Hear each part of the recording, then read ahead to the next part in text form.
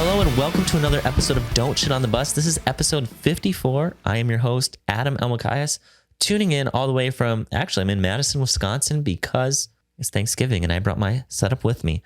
However, I'm actually, if you're watching the video, I'm actually in a guest room that has like a dollhouse and a bunk bed because it's the only quiet space I could find at my friend's place. But we did a podcast. This week, we have the amazing, the talented, longtime friend, seems to be a recurring theme, Dave Shapiro.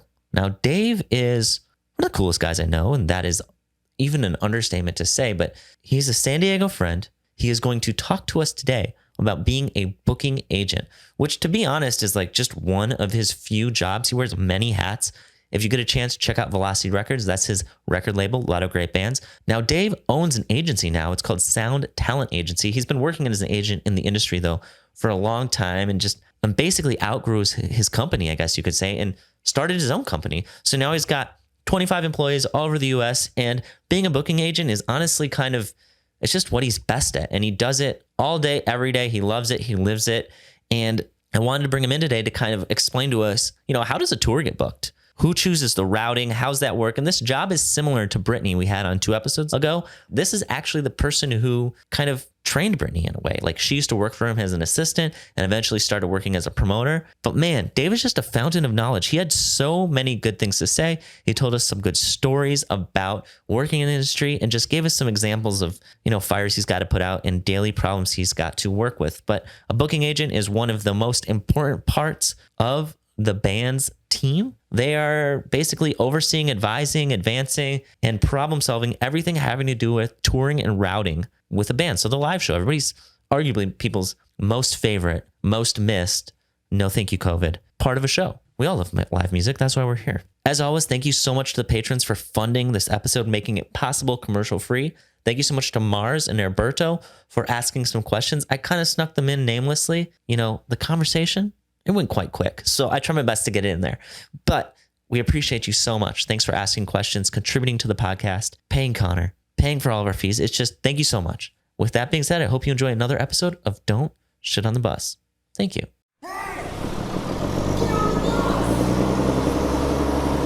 Hey, Dave, welcome. Thank you for having me.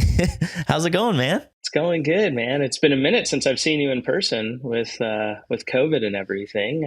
I'm used to seeing you at shows like a couple times a month, and now it's been like probably haven't seen you in 2 years. Yeah, a couple times a month at shows, and not where we actually live in the same city, but I've probably seen you more times in other cities at shows than in San Diego. Definitely have seen. Yeah, I mean, I honestly feel like I never see you in San Diego. I see you in London. I see you in Florida. I see you in New York. Yeah, that's cool. I'm happy we got you on here. And this kind of came up very organically. It came up through having Brittany on, who used to work with you. And honestly, going into the Brittany interview, I thought she now did what you used to do, but she didn't at all. So that's why I was saying I struggled through that one because I didn't have any idea what she did. Well, she's on the opposite side of what I do, basically, as I think you learned on that episode a bit. Yes. As you know, I listened to that episode and I thought it was fun to listen to because obviously I know both of you, and it was just fun hearing the banter and the back and forth on it. It's cool. And I'm so proud of Brittany too, like seeing like her going from being my assistant all those years to like now, like, really carving out her own role in the business, and not only just carving out a role, but owning that role, like dominating that role. I mean, she's gone from, being, like she told you the whole story about, being an intern and then being my assistant for a number of years and working at the label and all that. But now she's the boss, She's doing the damn thing. She's a total boss. And so it's really cool. It was fun to listen to you guys talk about that. Yeah. And well done for, being part of her journey. I know she got taught very well. And, I'm happy to have you on today. And the thing I learned from Brittany, other than what she said, was the fact that I knew less than I thought I knew going into that. So before I get off to the wrong track with you, I want to know about how you got to where you are. I want to talk about your daily job.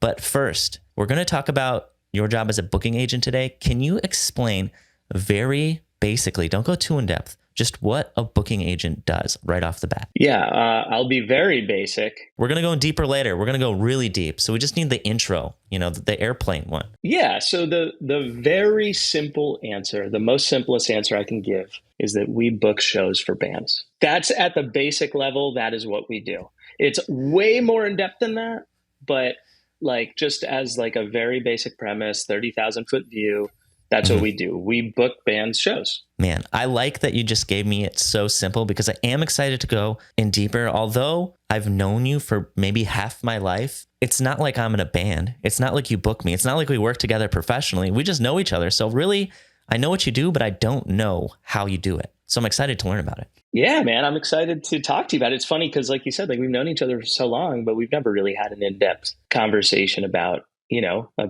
this. So no, this is going to be fun. But I do know a few things about you. I mean, I'm not from San Diego, but I moved there maybe when I was 20. And before I met you, I heard about you because everybody in San Diego, you guys were all tight. And I know that your story starts at some point with a t-shirt stand.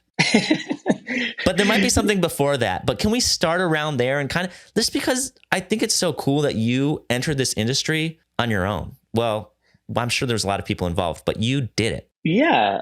So you're right. There was a story before that, but that was very early on. In fact, I can go back to the beginning because it's only just before that. Basically, I started my career because I played in a band. I played drums in a band called Count the Stars. We were signed to Victory Records very long time ago. I mean, we broke up at this point almost 20 years ago. And, and I grew up in upstate New York. That's where my band was from. All my bandmates were grew up together.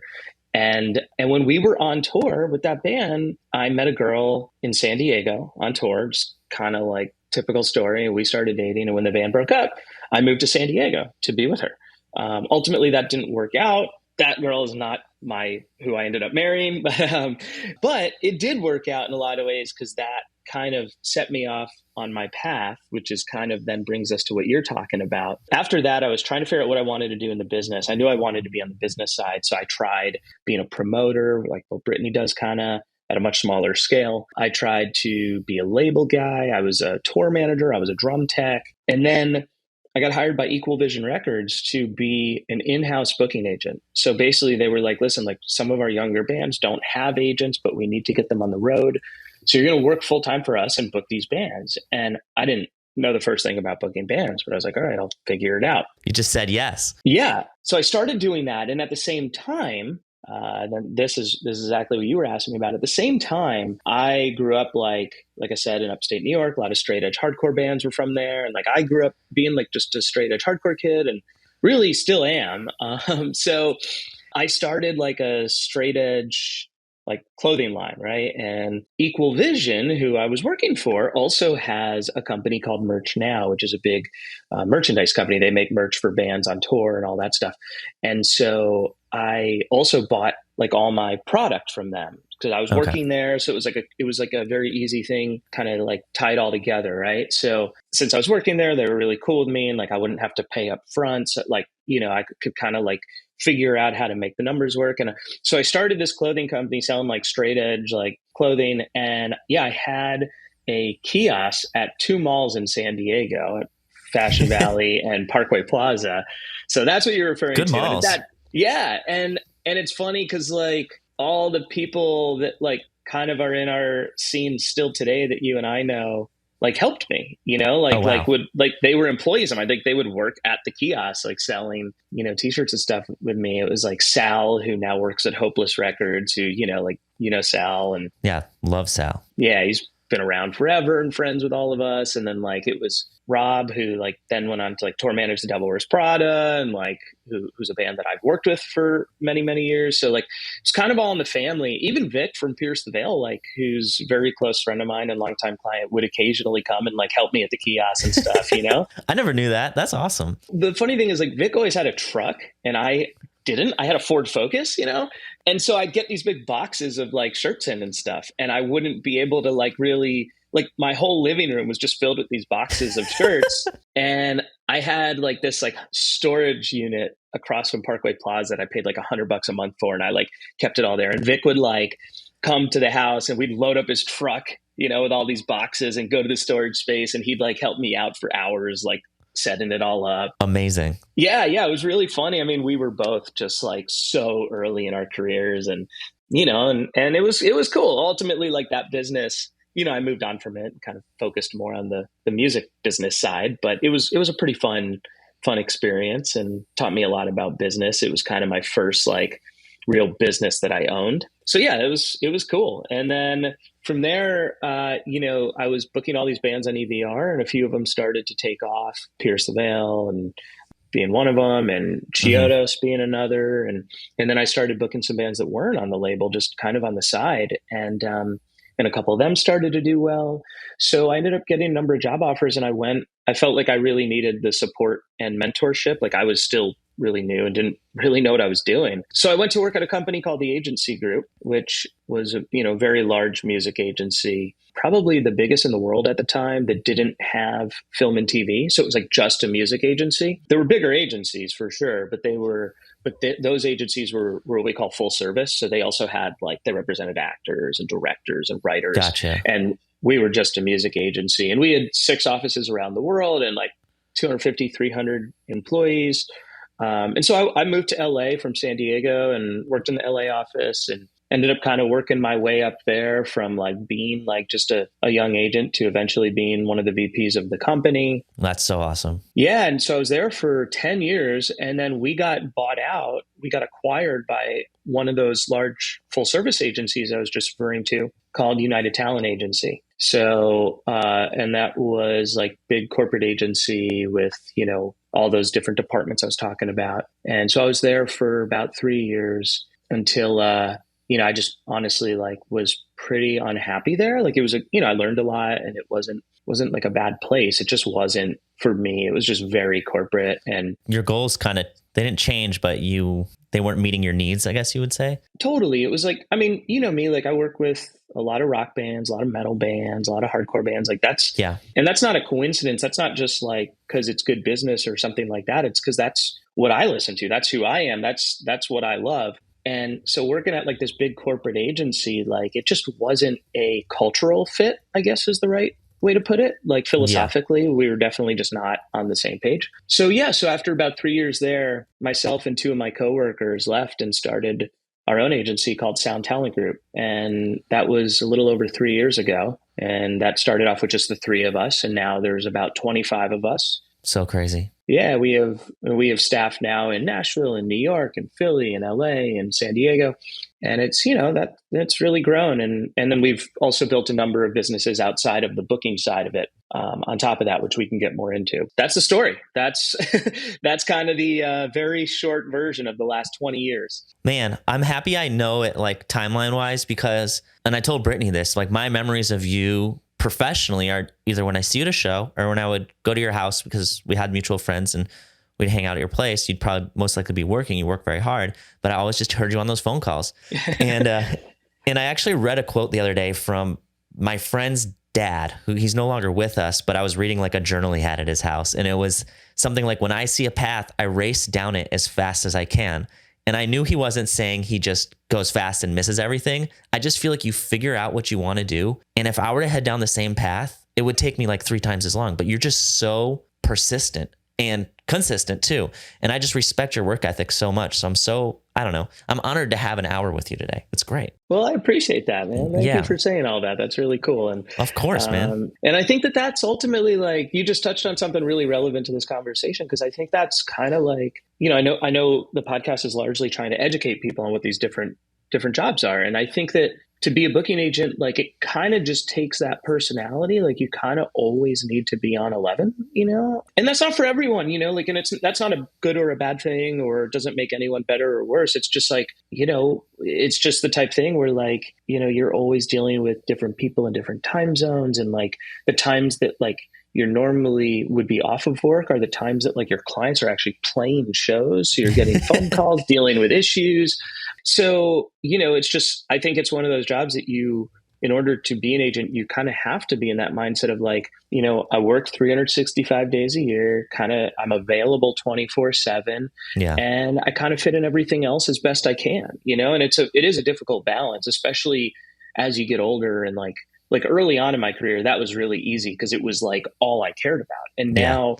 now, now it's still just as important to me, but I also really care about like, I have a wife and I like our dogs and like we have a family and like and like, like aviation is a really huge part of my life. And like, so anyway, yeah. So it's like, but anyway, so to your point, that's like, I think that's an important kind of distinction that someone needs to be an agent. And you mentioned earlier when you were talking, you said, I work with metal bands and hardcore bands, and that's not a mistake. That's what I love.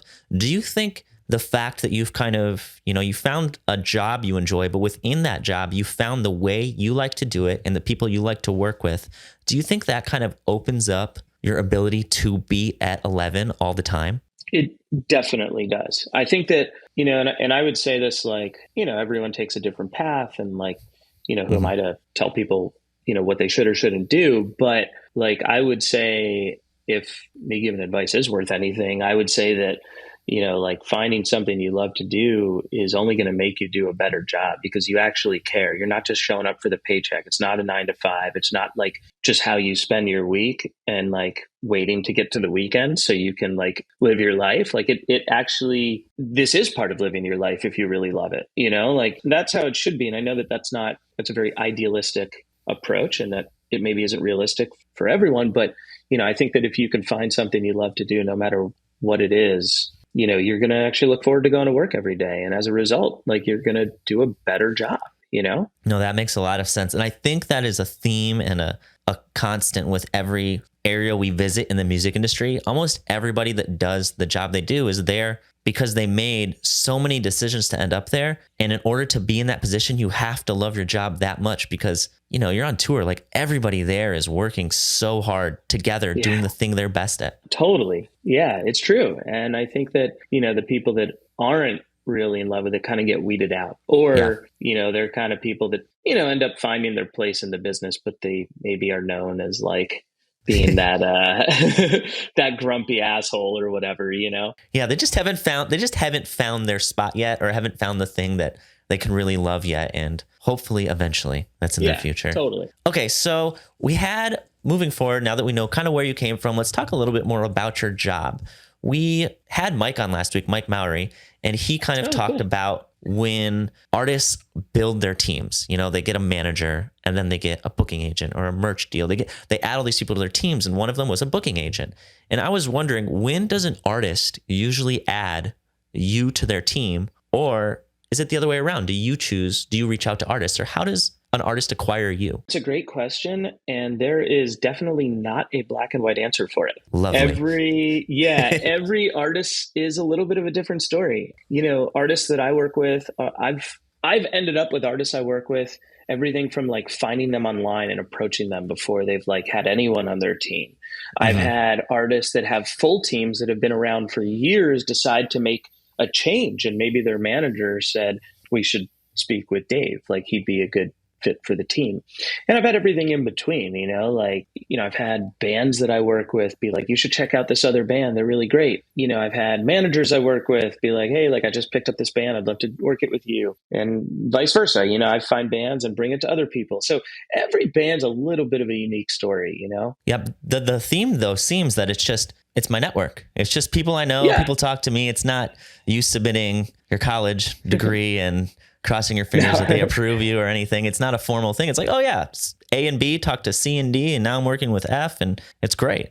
Totally. And I almost think a college degree is almost a check mark against you in our business. So. Oh, they went to college. Let's rethink this one. No, that's funny. Oh man. So when you're working with an artist, are you generally, I know it changes based on how large the artist is, or I'm assuming that, but are you usually speaking with management then, or do you work directly with the artist when Yeah, so there's definitely a proper, what we always refer to as protocol, Okay. And the proper protocol is to always like go to the management and then they go to the artist. Okay. With that said, I have what I like to think of as a pretty good relationship with almost all my artists. Most of them I do still speak with directly quite often and have a lot of interaction with them. But, you don't want to go over a manager's head, like because they're kind of the one that's looking at the bigger picture because, Yeah. as an agent, we're really focused in on the touring side of the band's career, but the management's also dealing with radio and marketing and distribution and legal and all these different things, publishing.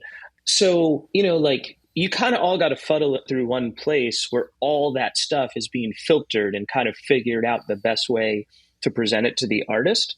So, a lot of times it's really a different dynamic with every artist I work with. But with some artists, they're on every call with the manager with me. Okay. It's just the dynamic that artist is really involved in their business. They want to be part of every conversation. There's other artists that I really never talk to about business. We just talk to catch up, or I hang out with them when I see them at a show, that they're playing at or whatever.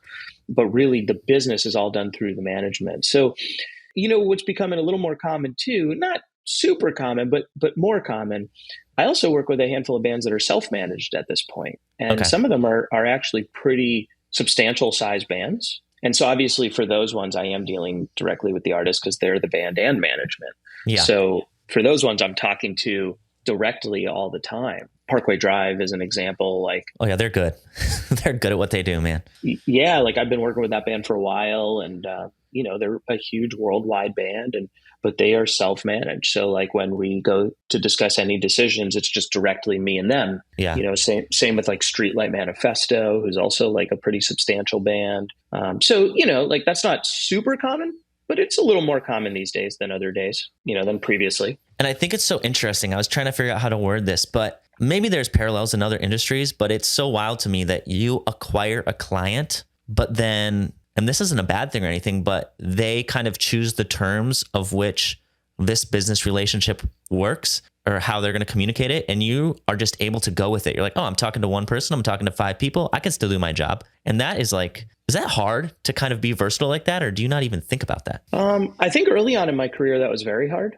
Okay. And then I think over time, it's just kind of a skill you try to kind of tighten up and get better at, a lot of us in the agent side of the business joke that we're actually not agents. We're just shrinks. And we're just dealing with how to work with different people because the personalities are so incredibly different, and so really an approach I take with one artist may be completely different with another artist, even though the endpoint may be the same. Mm-hmm. You know what I mean? So I'll give you an example.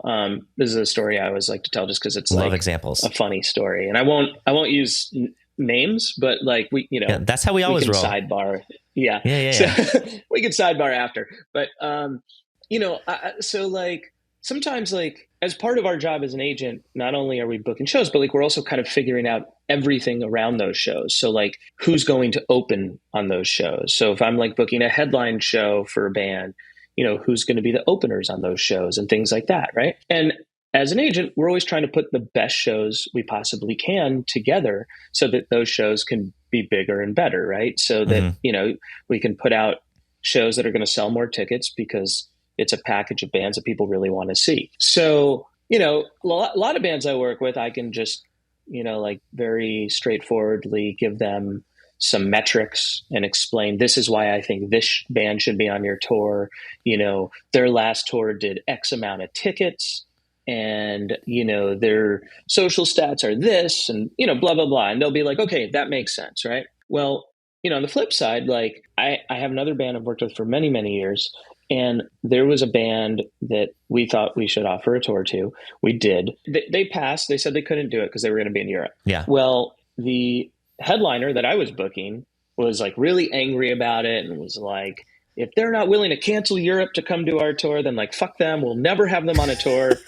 We never want to take them on tour. I'm like, all right, fine. So whatever. It, let them do their thing and move on. They'll get over it. Well, a few months later, I was speaking with management. And we were trying to figure out support for another tour that we were working on. And I said, I really think we should take this band out. It was the same band that passed because they were going to Europe. And management was like, Dave, yeah, it's a great idea. But were you not there a few months ago? And I was like, no. I remember. But I said, I have an idea. I think I can get this over the line. And they're like, how do you plan to do that? And I was like, well, listen, let's just get the artist on the phone, follow my lead. Just trust me. They were like, okay, fine. So we get the artist on the phone and I say, hey, I wanted to talk about support for this upcoming tour. And they're like, great, great. What do you got?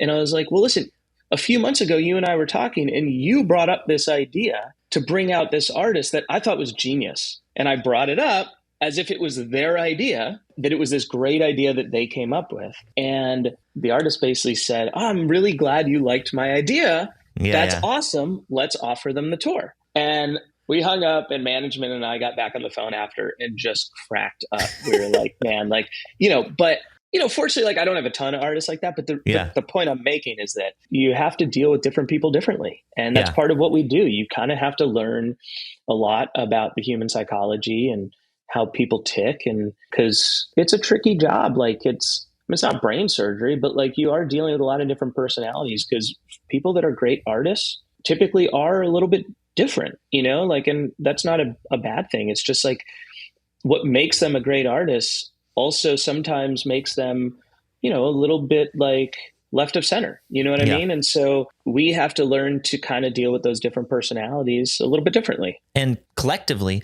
you guys make a successful business, that's why they're allowed to kind of be their personality and their creative self, is because they have people like you and their managers to kind of fill in the holes, or rather play their part. Everybody's doing their specific task, and together, they can be on stage, you can be backstage, and everything works, Exactly. Everyone's kind of a cog in the machine, and everyone plays their part, and hopefully things go off without a hitch. A lot of times they don't, but we're all there to kind of pick up the pieces, As you were talking earlier, I kind of realized that there's a few different parts to your job. So I was trying to figure out how to break it down. So to break down a booking agent, and you can correct me if you think this is wrong, I think we would talk about booking a tour and what goes into that, and then maybe like more like day of requests, like putting out fires, and kind of the different parts that are kind of juggled there. Does that work for you? Is there another important area that I'm missing? No, I think that's good. I mean, maybe a good way to describe it, maybe I'll back up a little bit. And go for it. So I think a good way to describe it, and I think this will also help people understand not just my job, but a lot of different jobs within an artist team. But the way that I think is a good way to view it is that an artist has a lot of different facets of their business. And the idea that one person could be kind of an expert in all of those areas is unrealistic. So the way that I like to view it is that they have a manager that kind of basically brings all those experts together, but they have an expert in each area of their business. So you have a booking agent that's kind of like your touring expert, and that's what I do. You have your lawyer who's like your legal expert. You have your label who's your marketing and distribution expert, and so on, right? So as far as we go on the agent side, we're really kind of the people on the team that are advising and executing on all things touring. So that is everything from just conception, just coming up with ideas for shows and tours, to actually going and executing and booking those things, to then actually seeing them play through and make sure everything goes smooth with the artists getting paid at the show, that, working with the promoters team to make sure the tickets are being sold and the show's being marketed, issuing contracts to make sure that the artist has a contract for the show so that they're legally, the promoter's legally bound to do their part, and so on and so forth.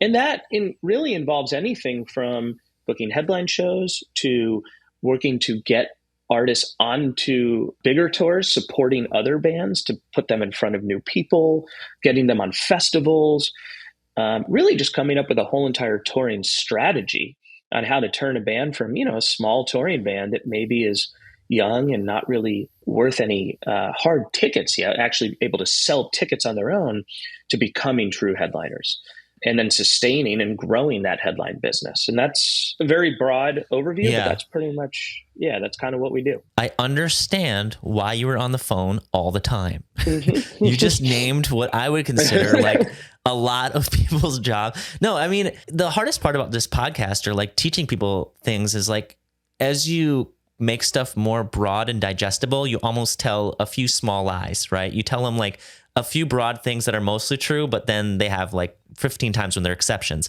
And I'm trying to figure out, how broad I think you just did the best broad description of everything. And I think we'll dive in deep in a few different areas to just kind of explain how it works a little bit more. And I think one of the areas that I'm really interested in, and I hope other people are interested as well, is what goes into creating a tour lineup. And then once you have that lineup, how you decide where that tour goes. And as I'm saying this, I feel like I'm describing Brittany's job, but I'm not. So you can explain to me why I'm wrong, because I keep getting confused, man. Like, I know I'm the one learning, but I'm really on this journey with people. Okay, so to put a tour together, the first thing we do is if we decide with a specific artist we're going to headline, we then come up with ideas of bands that should support them, right? And, like whenever you're a fan and you go to see a band, ideally you want to see openers play before them that are also bands you like, and like make it more compelling to go buy a ticket to the show, because tickets aren't cheap these days. And, it's like you're using your hard-earned money to go to the show. So as an agent, our job is to put together the most compelling show that will entice fans to buy tickets. So what we will then do is, once we have ideas, we'll then go and approach the agents of those bands that we want to open, and we'll negotiate with them. And we'll say, hey, is your band available and interested to be on this tour during this time frame? If so, like, here's our budget. Is it kind of in the range of what you would need? Mm-hmm. And then we would negotiate that. And ultimately, we'd either like find common ground or we won't. And once we do, we move down the bill. So we usually start with direct support, the band right before the headliner, and then, go to the band below them and so on until we have our full bill booked. Then, meanwhile, I've probably gone and routed a tour. And I'll put that routing together based on where I want the band to play. And I'll base that on tons of different factors.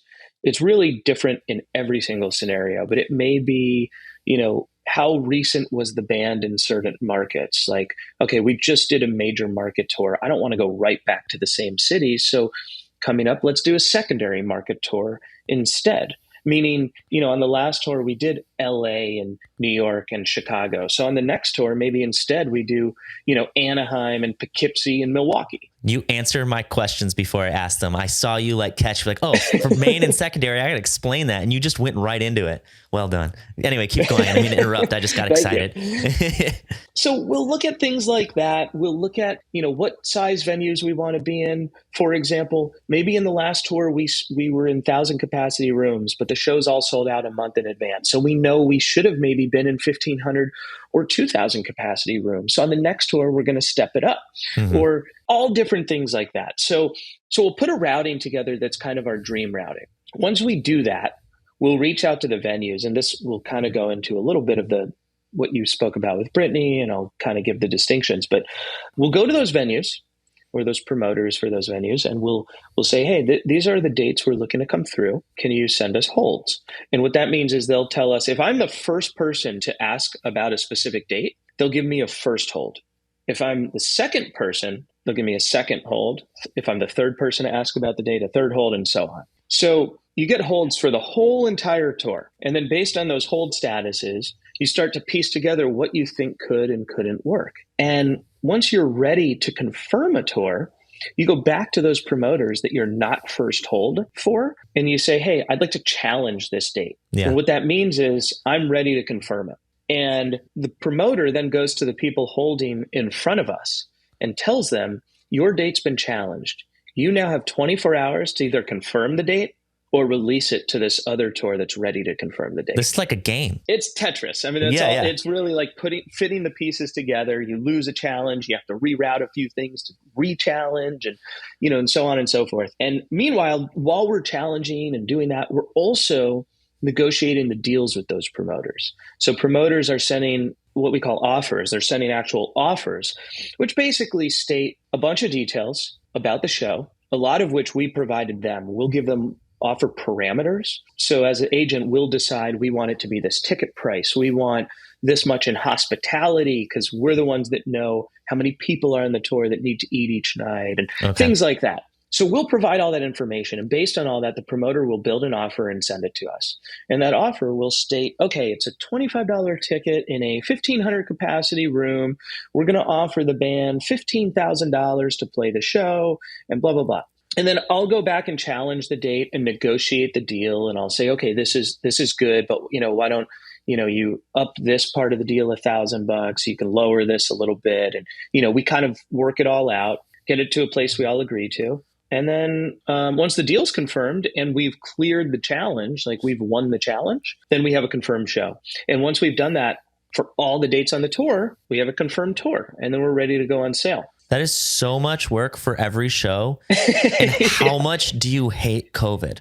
I can't every time a show gets... That's been a whole other thing. I can't even imagine. We don't have to get into that, but after you say like, oh my God. Yeah. So where the distinction between what I do and what Brittany does is, like I said, I'll reach out to a promoter and get holds and issue challenges and get offers in and all these things.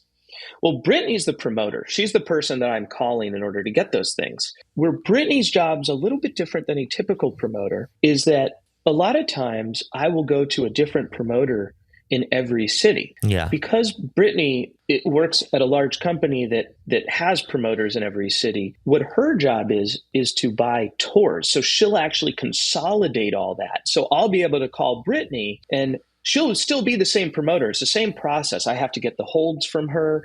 I'll issue the challenges with her. I get the deals from her. But the difference is that she's sending me the offer for maybe 10 or 15 or 20 of those cities instead of me having to go to 10 or 15 or 20 individual promoters. That's huge. Yeah. So it can be a really big help because we can consolidate a lot of that work, but there are pros and cons to it. And Brittany talked about this a little bit, but that's great for some artists, and some artists it just doesn't make sense for. So, Brittany and I work together on a number of artists. There's a number of artists that we don't work together on. I still work with her company on those artists, but maybe I don't go through her role where I'm selling 10 or 15 or 20 shows on a tour to one person, but I'm actually going to the 10 or 15 individual people around the country that work for that same company that she works for. That's amazing. I know you're on the phone all day, but real quick, just fact, I got to know, emails a day. Come on, give me a count. I know that just popped into my head, but I'm like, yo, you're tech. I've seen how you do business, and it's basically always. Well, I would say on average, I probably get 500 emails a day. I'd say that's insane. Probably a good round number. Hopefully Thanksgiving was only 200. Yesterday was pretty mellow. It was nice. Yeah. Yes. Yeah. Respect. You must be so organized, I think. At least now, maybe not always, but I'm sure you've worked out a great workflow for all this. Okay. Yeah, you try to work out a good workflow. It's not easy to keep up with it all, but you do your best. And I've got a great support staff, and we've got a great team here. And I think we have a good operation. And for the people who are listening and not watching, Dave is currently tuning in from what I can probably say is his office inside of an airplane hangar. That's right. Yeah. That is right. When Dave says something's cool, it's cool because Dave is cool. Take it as a compliment. When we started Sound Talent Group, as I mentioned earlier, I'm a very avid aviator. I love aviation. His name on Zoom is the Daviator. I don't know if I can share that, but it is. That's true.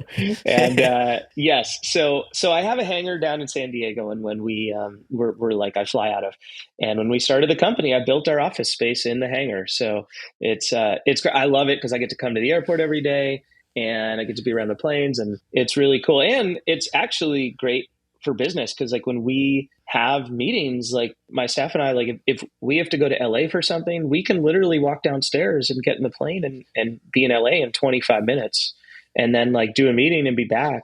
And yeah, so it's, so it's actually for business, it saves a lot of time. It's really convenient.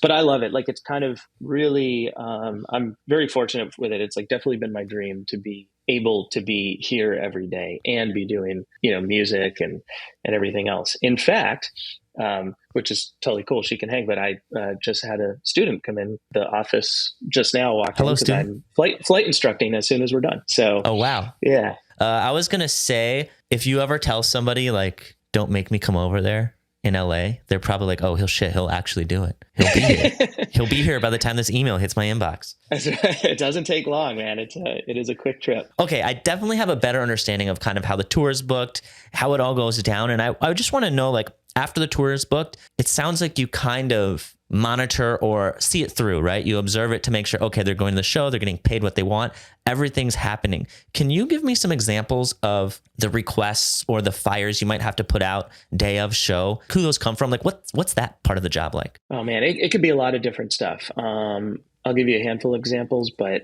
yeah, I mean, I know it's endless. Yeah.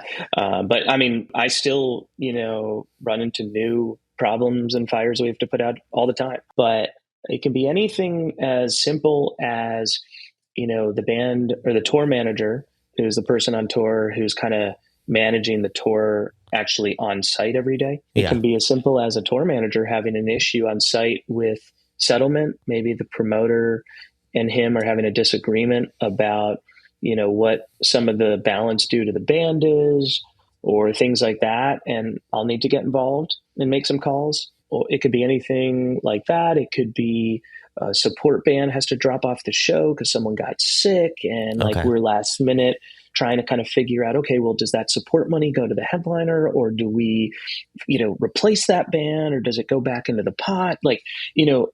There's a million things, but those are just a couple kind of quick examples. No, that makes sense. Man, your job is more involved than I realized. I mean, I knew it was a lot of putting pieces together, as you put it, playing Tetris, but I didn't realize how much of it was, you must really love problem solving, and you are probably very proficient at it. So that sounds stressful, but I don't know. I know you're good at your job because you're not stressed out. So it's all coming together for me, Dave. Well, I'm piecing it all together. Comes off that way.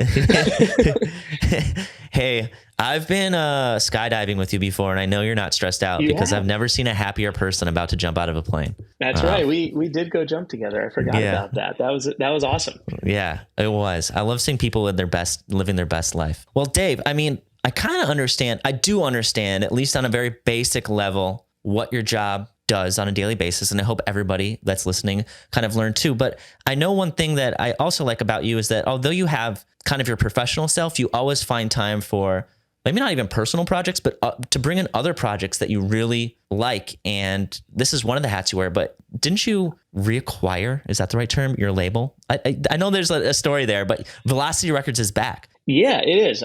I'll make a very long story very short, but basically I started the label in about 2009, and we had a few really exciting releases, that had some great success really early on. We put out that first Paris record, which, did really, really well. So good. Put out all the Issues records that did really well, and a bunch of other stuff. We had this band called Abandon All Ships that we sold over 100,000 records for. It was great, but I sold all the assets of the label to BMG a number of years ago. Which is a major. Exactly, yeah. So I still owned the label, but I didn't have anyone signed to it anymore, is basically what happened. So at that point in time, I kind of tabled things for a bit. I was shortly after started Sound Talent Group, was really focused on that. But during the pandemic, we have relaunched. That did give me a lot of time to focus. And we did relaunch Velocity Records. And we've now brought it into the fold of Sound Talent Group. So my partners here are also involved in the label, and we're really excited about that. So we've put out a bunch of great records this year. We re-released the First Thursday album. Oh, yes. Throwback. Yo, your New York self is just stoked. Like that is. I mean, that record hasn't even been available for years. You couldn't even get it on iTunes or Spotify or whatever. So it's really cool. It's called Waiting. If you're a Thursday fan, I'm sure you know.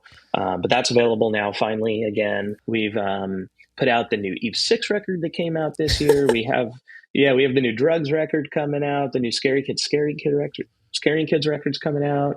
We have a lot of records coming out. We put out this amazing band called Concrete Castles recently, another band called Cemetery Sun. We put out Terror BBC sessions earlier this year. Just a lot of really cool stuff that we're really stoked about. So we'll link Velocity Records in the caption. So if you guys want to check it out, check out some new music, maybe find some new bands. I know everybody who wants to work in the music industry is, of course, a fan first and foremost. So if we can get you some new artists to be a fan of, it's definitely a productive day. Hell yeah. Thank you for that. Of course. Well, before I let you go, I do actually have one last question. Shower shoes, no shower shoes when you used to tour? What's the vibe? Oh man, that's a good question. I'm gonna be honest and say I don't remember. I'm gonna go no shower shoes then. But I think that's fair, because I think what I would say to that is back when I was touring, I probably wouldn't have had them. But today, if I was touring, I probably would. Life changes. Yes. Yeah. Life happens. Hey, fair Exactly. enough. Thank you so much for coming on here, man. I appreciate it dearly. Yeah, man. Thanks for having me. Yeah, that was good. I hope to come see your new office setup in San Diego because, my own fault, but I did not go to the launch of it. I was living in LA and then COVID happened. So everything just hit the fan, and I'm sure you weren't I know just life happened. So I will let you know the next time in San Diego. It's an open invite. You just tell me when you want to come and you can come any day. All right. And we'll find another cool podcast episode to record together just so we can do it in the hangar. Sounds good. I love that. Let's do it. Okay. Have a good class. Thank you so much. Sorry, student. Sorry to make you wait, but take care, Dave. Have a good one.